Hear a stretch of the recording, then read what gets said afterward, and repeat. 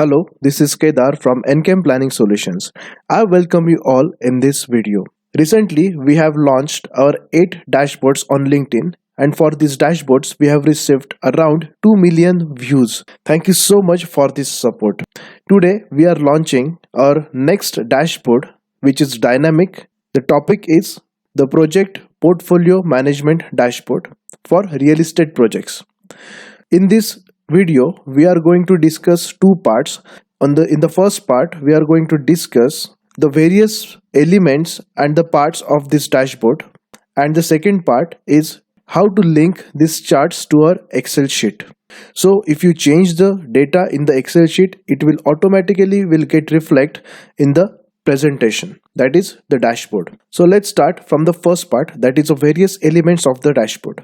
So this is the first main sheet of the dashboard, where you will find the 4 different projects, real estate projects, their start and finish times and expected finishes. Then you will find the project details for the 4 different projects, then their actual physical completion versus the time completion here in this section. Now this dashboard is dynamic. In this dashboard, we have covered the 4 different departments. So first is the planning department. If you go to the planning, you will get the data related to planning for these 4 different projects. It has the S curves, it has some cost, that is a procurement part, and the look ahead cost. Apart from that, we have the project cost, revised cost, and the delays in the planning sections for the 4 different projects.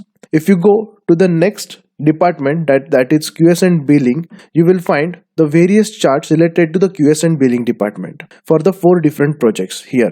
Those are cost variance reports, you have the BOQ versus actual cost tracker, then we have inflow versus outflow, which is sales related charts, and the wastages in the project. If you go to the quality, you will find the various charts related to the quality department. The first is the cube test, where you'll find the pass versus failed cube test for the completed work. This is what your NCR status for the 4 different projects, the open and close statement. Then what is the rework cost due to the bad quality of work, then what is the status of the customer complaints, and here in the last you will find the quality index for the 4 different projects. If you go to the last department, that is a safety, you will find the various charts related to the safety. Visually, the first is the total safe man hours, then here you will find the reports related to the first aids, injuries, near miss, and the fatal accidents at site for 4 different projects. Then we have this budget status, that is allotted budget for the safety, actual expenditure for the safety, and the remaining budget for the safety for these